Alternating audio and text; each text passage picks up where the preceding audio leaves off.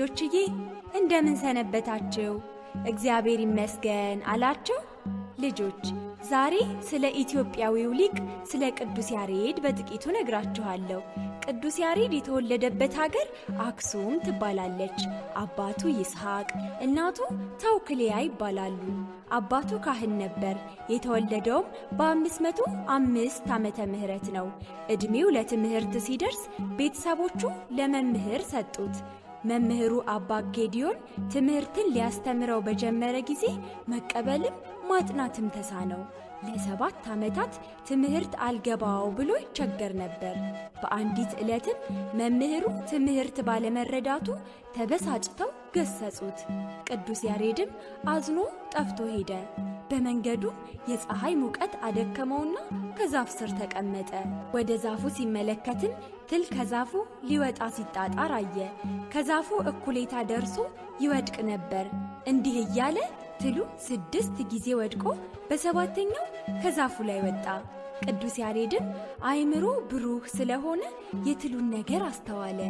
እኔ እንድጸና ትምህርቴ ይገለጥልኝ የለምን በማለት ወደ መምህሩ ተመልሶ ሄዶ ይቅርታ ጠይቆ ትምህርቱንም ቀጠለ። እግዚአብሔርም ምስጢሩን ገልጦለት በአጭር ጊዜ መጽሐፍትን ተማረ። ልጆችዬ ቅዱስ ያሬድ ወደ ሰማያት በተመስጦ ሆኖ ጌታ በመንበረ ጸባኦት በመላእክት ሲመሰገን ይሰማ ነበር። ወደ ነበረበት ምድርም በተመለሰ ጊዜ ከመላእክት በሰማው ዜማ ሃሌሉያ ለአብ፣ ሃሌሉያ ለወልድ፣ ሃሌሉያ ለመንፈስ ቅዱስ ብሎ አመሰገነ። ይህችንም ምስጋና አርያም ብሎ ጠራት። ወፎችም ታላቅነቱንና ክብሩን አይተው የፀሐይ ሙቀት እንዳይሰማው በክንፋቸው ይጋርዱለት ነበር። ቅዱስ ያሬድ የእመቤታችንንና የተለያዩ ቅዱሳንን ምስጋና ግዕዝ፣ እዝል፣ አራራይ በሚባል ዜማ ሰርቷል።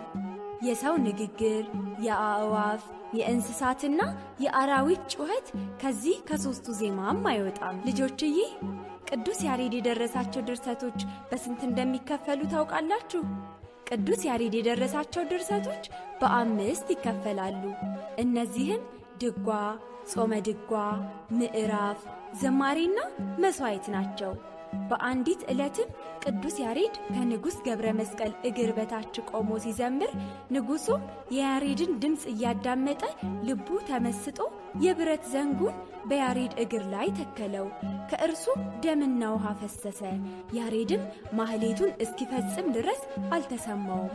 ከዚህ በኋላ ቅዱስ ያሬድ ወደ ቤተ ክርስቲያን ገብቶ በታቦተ ጽዮን ፊት ቆሞ ፈጽሞ የከበርሽና የተመሰገንሽ ከፍ ከፍም ያልሽ የብርሃን መውጫ የሕይወት ማዕረግ የሆንሽ የሚለውን ምስጋና እስከ መጨረሻው በተናገረ ጊዜ ክንድ ያህል ከምድር ከፍ ከፍ አለ።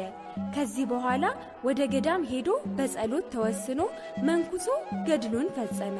በ576 ዓመተ ምህረት በተወለደ በ71 ዓመቱ ግንቦት 11 ቀን ደብረ ሐዊ በሚባል ቦታ ተሰውሯል። ልጆችዬ የቅዱስ ያሬድን ታሪክ በሚገባ ተከታተላችሁ አይደል? በጣም ጎበዝ ልጆች። ከቅዱስ ያሬድ ሕይወት ምን ተማራችሁ?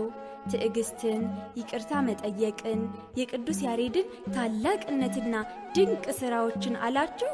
ጎበዞች ልጆች አልገባ ያላችሁ ትምህርት ወይንም ሌሎች ማሳካት የምትፈልጉት የትኛውንም መልካም ነገር ቢኖር በትዕግስት ጥረታችሁን እስከቀጠላችሁ ድረስ ከእግዚአብሔር እርዳታ ጋር እንደምታሳኩት አስተውሉ። እሺ ልጆችዬ